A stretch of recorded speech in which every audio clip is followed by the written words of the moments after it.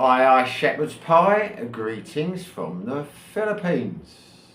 Welcome back to the channel for a coffee and a chat. Now, I did a video a few weeks back now, might even be over a couple of months. I got stopped by the Filipino police and they did me for not having my registration document. Well, this was not the full story. I have alluded to it in a couple of previous videos that I potentially might have a legal problem or a problem I had to sort out, and I wouldn't talk about it until I sorted it. And now is the time, because the good news is it's sorted. So, what really happened at the police stop, and why did I think for a while that I might be banging trouble? Well, for those who haven't seen the previous video, I was driving in Dumaguete a little while back and we got stopped at a roadblock by the police, and I got stopped by one of the proper police.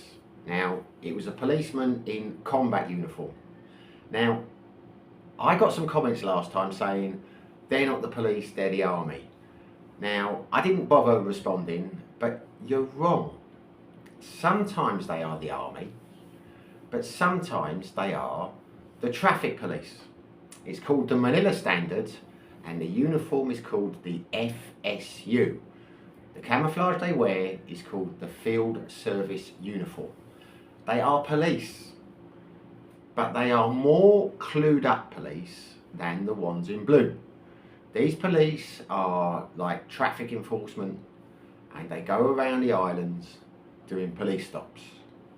And when they stop you, they know a hell of a lot more about the regulations and things than the general local police do in the blue.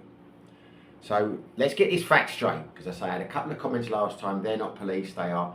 Some of them are army, they're doing the old security checks, looking for insurgents, counter-terrorism, but some of them are also police, even though they're wearing combat uniforms. That is a fact. The guy told me his name, he told me he was a traffic cop. We discussed all this, I've checked it online, he was a traffic cop. They do sometimes wear camouflage, disruptive pattern uniforms, we used to call them in the Air Force DPMs, and it's called the FSU uniform. So anyway, now we got that out of the way. I did a video a few months back about getting a driving license in the Philippines, how easy it was. What I didn't say in that video is I used a fixer. I never said that I had gone through the process. I told you what some friends of mine had done. Now, I used a fixer for this service, fixer over in Sigil. Not going to go into who it was or anything like that, not going to get anyone in trouble. The reason I used a fixer was I had a problem in the sense that my UK driving licence had expired when I came out here. Should have got it sorted before I came. I only realised, stupid this, I did not realise that the photographic driving licences in the UK were only valid for 10 years. Because when I passed my test, we just had paper ones. I had paper ones for like the last 20 years, whatever. But then I upgraded to one of the photograph plastic UK licences. I went down to the post office just before I left for the Philippines to get an international driving licence, because you need that if you're going to drive in Thailand, and I thought I might go over to Thailand now and then. And when I went in the post office, the guy said, you've only got 4 months left on your driving licence. So I was like, damn, didn't know it worked that way. Stupid of me, I know. So I went back to the house, I ordered a new UK driving licence, but it did not arrive before I flew out to the Philippines. So for those of you who don't know, there is a 6-month period, a 3-month period, 90 days, you can come here, you can drive on your Western licence. Then after that, there's a 3-month period where you can't apply for a Filipino license. But this is another grey area, because it turns out in Dumaguete it's 1 year. Now I know people in Siquijor who got their licenses after the 6-month period. My old mate raided, but there you go. Anyway, so my situation was, even if it was a 6-month period, I couldn't convert my UK licence to a Philippines licence because my UK licence had expired. I couldn't go and get a test and take the test because I hadn't been here for 6 months and I didn't want to drive illegally. Now a couple of expat friends of mine over there in Siquijor had gone down the fixer route and they had got nice little licence like this and had no problems with the police or anything. So, rightly or wrongly, I decided to go that route. Turns out wrongly, but there you go. That's why I did it. Didn't really see any other option other than not driving at all, which wasn't really an option. So I had assurances it was a genuine licence and all the rest of it, but you know, and I did it. And I got stopped many times because in Siquijor it's a strange place in the sense that they have roadblocks all the time, but they don't do anything to you. You haven't got your helmet on, they don't care. You know, they'll ask you to put your helmet on. Nothing like in Dumaguete. You don't get anywhere near as many traffic stops, but they will, as I found out, do you if you don't have your paperwork or a helmet or whatever. Not big fines, but they will do you. So anyway, since I had been in Dumaguete, I got stopped a few times at roadblocks. Got my driving licence out, showed it to them, no problem at all. But this day, when we got stopped by one of the proper traffic police, you know, the ones, it's the patrol officer, I think he called himself, it didn't work, did it? The chaps in blue had no problem at all. They'd just look at it, see I had a driving licence, weren't remotely interested in whether I had documents or whatever. Just looked at my licence, waved me through, said thank you sir. This time no, I stopped and Ellen said to me, pull over, there's a traffic stop. I said don't worry about it, I'm legal, I've got a driving licence. Went through, I handed him my licence, he looked at it, gave it the old once over, looked at me, asked me a couple of questions, and he said, sir, I believe your driving licence is fake. And I thought, here we go. I said, why do you say that? And he said, because there was a problem with the photograph, it's not been done by a computer, and where did you take your test? And that was a problem for me, because the fixer, who I'm not going to go into any details about, story was that he knew people in the LTO in another island that you'd send your paperwork to them and they would put you in the system. They would convert your licence over without going for a medical or the rest of it, and they would put you in the system. But I didn't know what island it was, so I didn't know what the island code was. So when he's asking me what island did I take my test on, because he said this is not the code for Siquijor and this is not the code for Dumaguete, and he didn't know which island it was the code for, and nor did I. So he looks at me and says, this is not a computer photograph. Now, I know it wasn't a computer photograph because the way it worked with the fixer, I took the picture myself on the phone with a white background and I gave it to him. And then the story was, as I say, he sent it to the LTO on one of these islands and they processed it for you. Now, he said it wasn't illegal really because the LTO were giving you a genuine licence. But then I was in a situation with a copper, policeman, if you're not English. So I didn't, it was strange because he was a nice guy. I'm not going to name the copper. I got accused in the last video when I named him saying, oh, he's, you know, you're dropping people in trouble. I'm telling you what happened. So he was not taking the line that I was doing anything wrong. He was basically saying he thought I had been scammed. So he was being nice. in the sense he said to me, how much did you pay for your driving licence?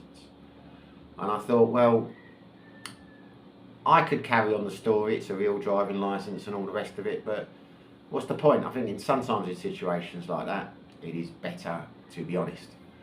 So I said 2,500. And he said, well look, I'm sorry sir, but I think you've been scammed. I don't think this is a real licence. But this was the strange part. This was the very strange part. I said to him, what happens now? And he said, I want you to go to the LTO next week and get your licence verified, to put it in the system to see if it's real or not. I'm like, okay, so he's not going to do me now. He said, because if it's not real and you have an accident or a problem, you could be prosecuted for having false documents, which is an serious offence under Filipino rules, etc. Then he asked to see my registration documents. Now, I didn't have them, as I said. My fault, doesn't, you know, hands up. There's a reason why I didn't have them in the bike at home, but it's a long story. So he gave me a ticket for that. But he did not do anything about the driving licence, which I thought was strange. He just said go and get it checked and find out if it's real or not. Now, I was since told by a friend over here, a Danish guy I know, that you can check online and find out if they're real or not. But I did try and do that, but you have to register and have an account, and then you have to put your licence details in. And I'm thinking, well, they'll know where I live and put in a fake licence if it is fake. That might not work out well for me. So I didn't go down that route. But I find it incredible if there is a website and there's a way of checking them, that the police over here don't have a computer system to check. I mean, you'd think if he thought it was fake, he'd either do me, or on the suspicion it was fake and say you're going to have to come down to the police station and we're going to have to look into it, or we're going to check on the computer and see if it's real. But he didn't. He just said to me, I think your licence is fake, you need to get it verified or you could be in trouble. And that was basically that. He let me go. And I did a video. I went down to the traffic office and paid the fine. But I didn't go to the LTO and get the licence checked, because I thought, this is risky. Because if I go in there and I say to them, I need to check if my licence is real, they're going to start asking me questions about where did they get it from. Presumably, I mean, I don't know. And they could put it in the system and find out it is real, and then ask me questions how I got it. Or if they put it in the system and find out it's not real, again, they're going to ask me more questions, and I thought, I don't want this, you know. So I was kind of in a conundrum, because the reason he was saying it wasn't real was because of the photograph. Well, if the fixer's story was true, then the picture wouldn't be right, would it? And the code wasn't Sickie Haw, and it wasn't Dumageddon, but again, that was not the LTO that the fixer said that he sent them to. So I was in a bit of a mess then, so I didn't know what to do. So what I did was, I got my UK licence, my new one, because that had arrived while I'd been away. I got friends to send it over, so I had it. And I was in a situation where until I got my new licence, my English licence, couldn't really do anything. Because if I went down the LTO, I could get in trouble for this. And because my other licence had expired, I couldn't convert my licence until I got my their one back. So I had a period for like, maybe even a couple of months now, thinking, I'm in a dodgy area. I don't know if my licence is real or not. If it's not, I've got no way of getting a real licence unless I register and do the tests and things, which I didn't mind doing, because this is the thing over here you see in the Philippines. Even this guy who was a transport copper, the systems here are so convoluted. Every island has its own system. The LTO will tell you one thing on the website, they will tell you another. Because when he was questioning me, he said, did you do your theory test and did you get your student pack? Because he told me to get a Philippine licence in the Philippines, or to convert, or whatever, you had to get a student pack, do the theory test and do the exam because the laws had changed. And he asked me if I did that. And I said no, because I converted my UK licence, which I believed I had done. And he told me you can't convert your licence anymore. So I'm thinking, right, okay, that's news to me. I thought after 6 months you could change it over. But anyway, this is how the story ends. You'll be very happy to hear. Yesterday, I went with Ellen to the LTO in Dumagetti, and just to find out if I could convert or not. You know, because I had my new licence and I showed it to them. Now, I'll come to something else in a second. So I wasn't expecting to get it done on the day. I was just expecting to go there, find out what the requirements were, whether I could get it done, and then go back another day. Because we got there about 10 o'clock in the morning. And I'd been told by people in the past, including Ellen, you had to get there really early to get it done in the day, and there were people queuing for miles outside. Well, miles, slight exaggeration, but there'd be a big queue. When we got there wasn't a queue. It was quite busy. Lots of people sitting, waiting to take their tests, do whatever. The waiting room was packed out. But the security guy just said, go up to the counter, number 2, and ask. So we went in. I brought my licence over, gave it to her, showed it to her, and said, can I convert to a Philippines licence? You know, how does that work? You know, or do I have to take a test, or what happens? And she just gives me some paperwork to sign, hands it back to me, and says, you need to get photocopies of these. You need a photocopy of your passport. Now, this is an interesting point now. I had to have been here a year, because she said to me, you only arrived in October, you've not been here a year, because she checked my passport stamp. And I said, no, I have been here a year, because I arrived September 2nd.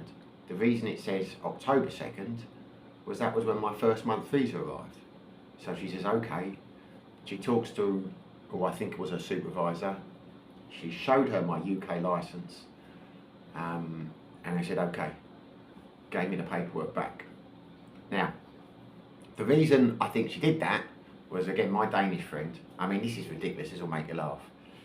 If your licence isn't in English, then you have to get it translated. And he spent a lot of money having to get things translated and all the rest of it. And when he told me this, I said, well, wait a minute, I've got an EU passport. You're an EU country, so you must have the same passport. There isn't any English on the codes. It's all codes. It's, you know, there are no, I should have my English, anyway, it's in, 1 second.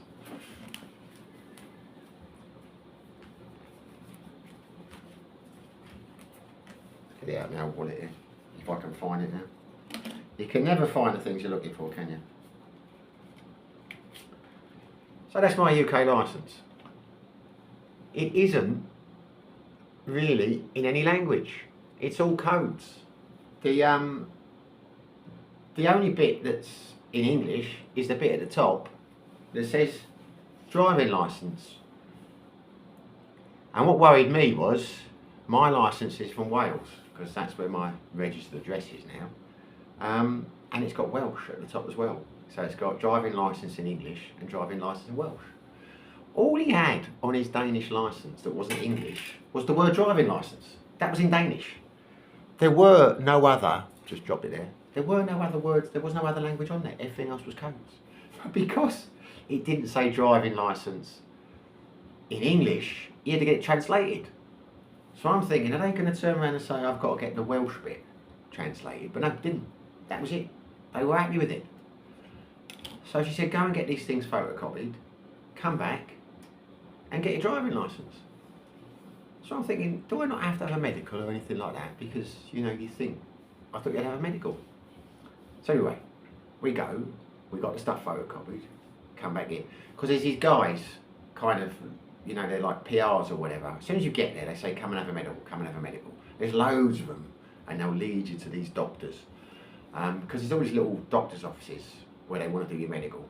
And these guys must get paid a commission if they bring you in or whatever. And when we got the place photocopied, she said, we'll do your medical now. And I said, well, I don't know if I need one.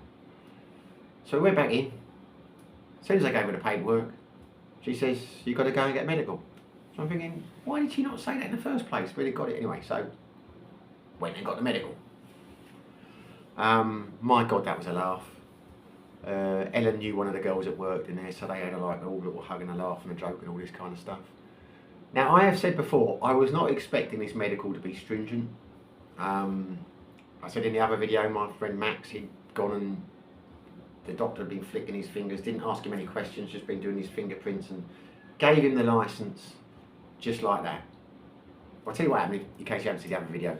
He went in there, sat down, the nurse sat him down, he sat at the back. This doctor's sitting there watching a movie on his iPad. The nurse sits down, says to Max, finger, finger, finger. She just kept saying finger. And she was typing away. And he thought she was talking to him. So he's looking at his finger thinking, what does she want me to do with a finger? But what it was she was typing in that he had no blood pressure, everything was great, etc, etc. And the doctor is just going like that with his finger, biometrically, approving it all. They never asked him any questions about anything. You know, whether he just got a clean bill of health. You know, that was that. I thought that was funny. When Ray went for his medical in Sigil, all he had to do was read the top list of numbers off a board, and that was that. Me, I didn't have to do anything. I just sat down. They asked me my name and my a few details, how much I weigh, what my eye colour was, etc, etc. Then she printed out, gave me medical. She didn't have to read anything off a board. I mean, it cost me 400 pesos. It was nothing. Whether they all are like that, I don't know. But anyway, it was a paper exercise. I got my thing, took it back over. This was the one ridiculous part. I've got 2 middle names. I only put one of them on the form. Woman in the place said, no, you need to have the full name sent us back. So I added my other middle name. Fair enough, she was right, that's what it said in my passport, there you go. Then we went back, she looked at it again and said, no, this isn't right.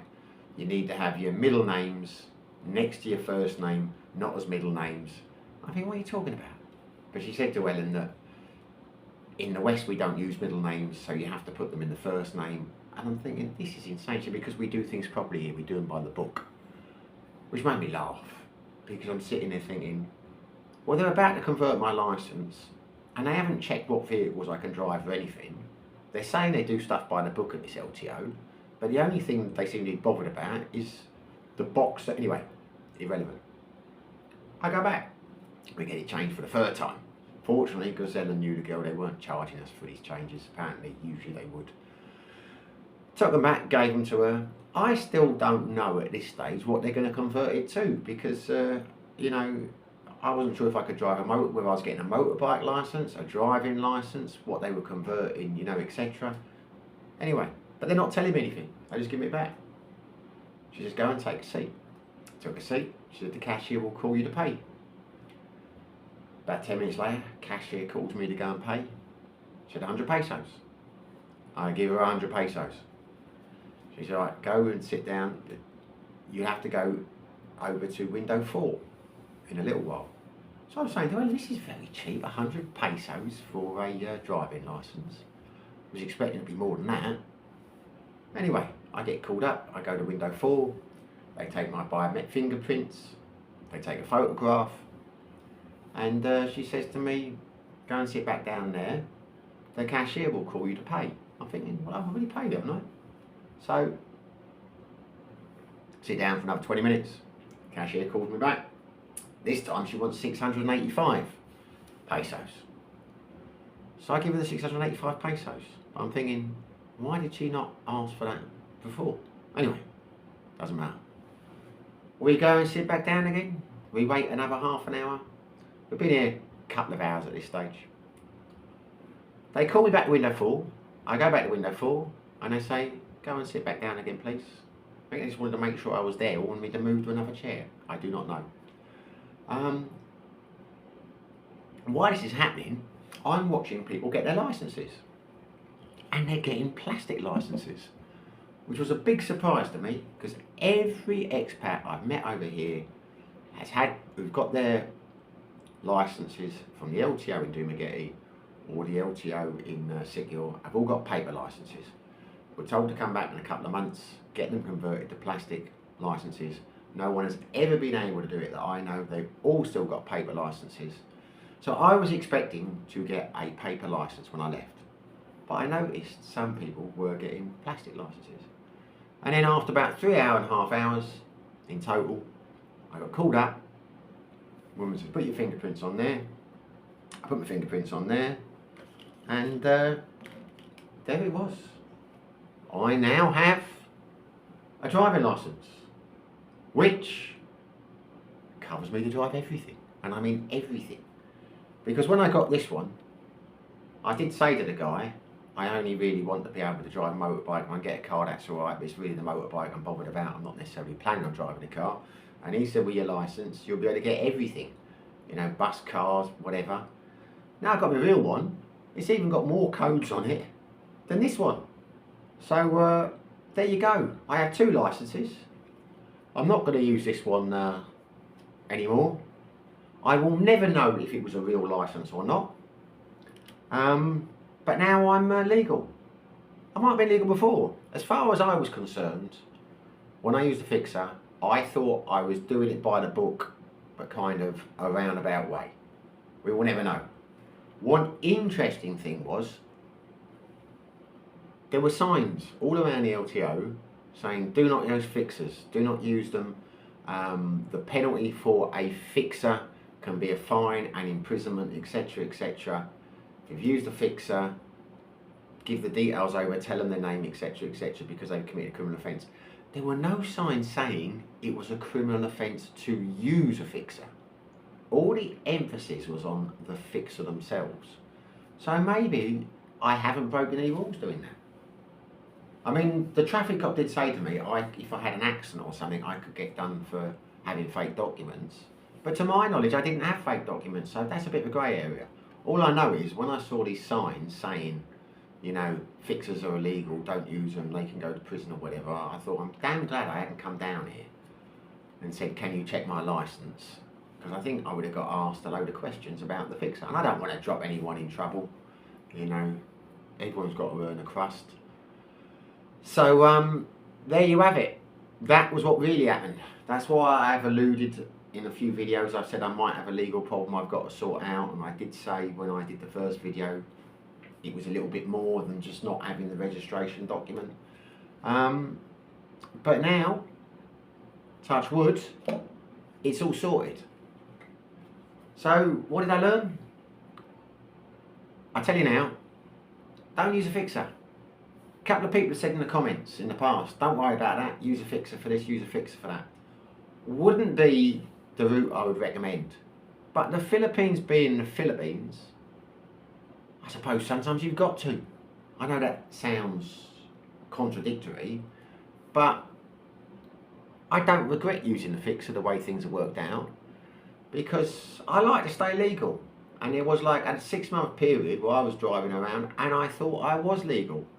If I hadn't been thought that, I don't know what I would have done in Sikyor or Dumaguete, because they're telling me in the LTO there that you cannot convert until you've been here a year. So I couldn't have converted at any time before then anyway, because I arrived 2nd of September. So it's only this month I've been here a year, so I couldn't have done it any quicker, according to them, even if I had done the courses and taken the test. Now, I know that is different to how it used to be in Sikyor. Whether it's changed there or not, I do not know.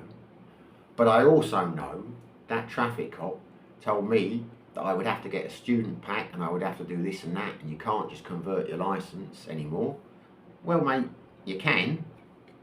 And this was done by the Dumaguete LTO, so I'm assuming they know what they are doing. This has got to be legal now, because they did it. You know what I mean? It's from the LTO, and they've given me everything. You know, they've given me motorbike licences and things. They've given me things that weren't on my UK driving licence. So there you go. Don't intend to drive them, but that's it. You know, that's the situation. That's where I am. be wary of people. Look, I love the comments on YouTube. I love engaging with the people who watch my videos, and that's part of the reason I do it. I like the dialogue. But it's irritating when people come out, I've said it before, they state opinions as facts, like, use fixers. Fixers are the only way to go. Look, they're not the only way to go. Sometimes you get good fixers, sometimes you can't. If you're using a fixer, you're running a risk. That's a reality. The other guy said, no, you're wrong. The army are the ones who wear uniform, it's not the police. And again, you're wrong, mate. Because I know this from my own experience. I get you, a lot of the time they are army and they're doing security checks against insurgents, but some of them are police. And I knew this before anyway, because a couple of times they went to Sicky Hall. Not a friend of mine, the nutcase over there, he got the ferry over one day and there was a few of these guys in uniform, army uniform, and they asked to see his documents when he was on the ferry.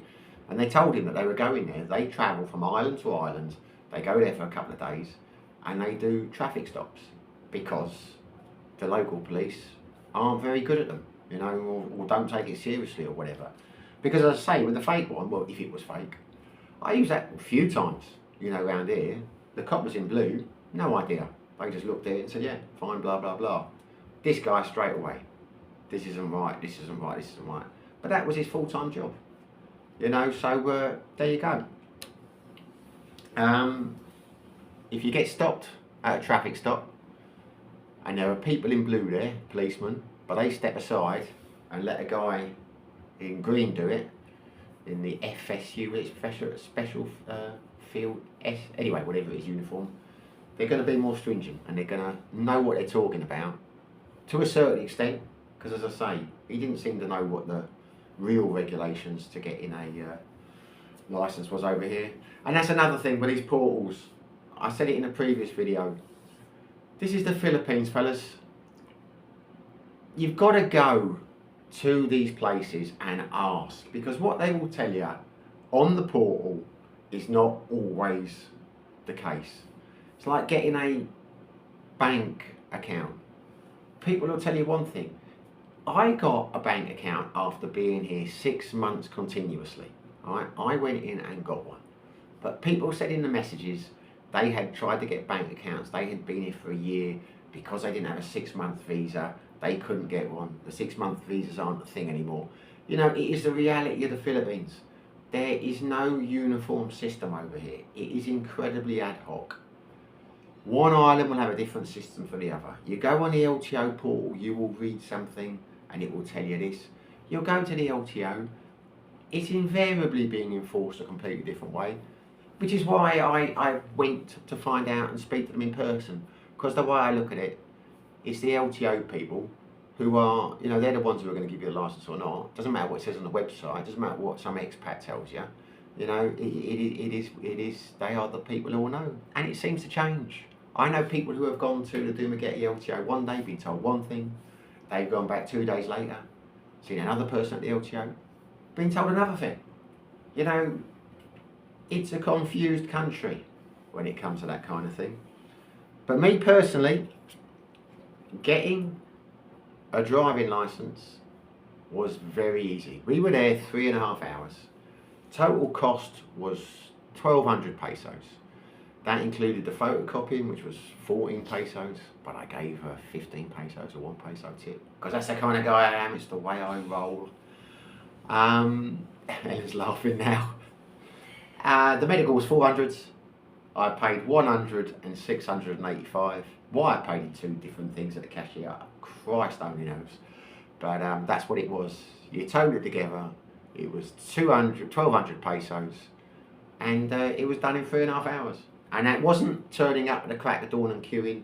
That was turning up at 10 o'clock in the morning, and then that gave us time to go and have a chicken in the soul to celebrate. That we got the license, which made us very happy. We even had a hello to push the boat out, and that was it. But beware, if you come from a country where your license isn't in English, you could have problems. But equally, like I said, just because my mate did, doesn't mean you won't go there one day, get someone who says no problem at all, they'll convert it, doesn't matter if it's in English. I'm quite sure I could have gone there another day and had a different experience. Maybe I've just been lucky. Touch wood. Always got my visas, was able to open a bank account, was able to get my driving licence. Maybe it's easier than people say, or maybe I've just had a stroke of luck. But there you go. That was it. I'm still amazed. Can't get my head around the fact that this copper would say to you, you know, I think your licence is fake. You need to go and check. There's not many countries in the world that would have it. I tell you, in Thailand, they'd have that licence straight off you. Down, they take it down. Because what they do in Thailand is they take the keys off your bike. And they say you've got to go down to the police station in a couple of hours to pay a fine or produce your document or whatever, and then you get your keys back and go and get your bike. Over there, I'm damn sure they would have taken the licence off you, gone down there. In the UK or a Western country, they'd have straight to the car, put it in a system, and said then and there whether it was fake or not. And if it was fake, they would have arrested you, and you would have been going down to the police station with them. Here, guy just suspects, doesn't know. I mean, why they don't, I mean, if it's online, surely they can give the police like mobile, they could check on a mobile phone. Anyway, I'm glad they didn't, in a way. I mean, if it had been real, then, you know, I'd have had no problem. But it wasn't a bad experience going and getting it. Anyway, I've gone on too long. Can't think of anything I've missed. That's what happens. Touch wood, I'm good to go now. Legal in every way when it comes to driving. There you are. Hope the video helped if you're considering what to do. I found it very easy to convert, but I had to have been here 1 year. 1 year continuous. So there you go. And I did not have to do any courses or anything like this student pack. They were not interested. And it does say on some of the LTO things that you have to do this course, and that's what the policeman told me, but I didn't. Find out more in the next few weeks, because Ellen, she can't ride a scooter, but she wants to. So she's going to have to do the theory test and drive. Or I don't know what she's going to want to do. Ellen, being as lovely as she is, she hates asking people questions and things like that. So even though at the LTO, one of the reasons we were going to go was to find out how I got a driving licence and what she needed to do. But of course she's there 3.5 hours and she doesn't want to ask because she thought the people looked miserable. She didn't want to talk to miserable people. So we're none the wiser. But when we know what she has to do and when she does it, I will probably do a vlog. So then you know. Right, there you go. Hope you enjoyed the video. If you did, smash the like button. If you hadn't subscribed, it'd be wonderful if you did. Whether you do, whether you don't, wherever you are, whatever you're doing, stay safe, be lucky.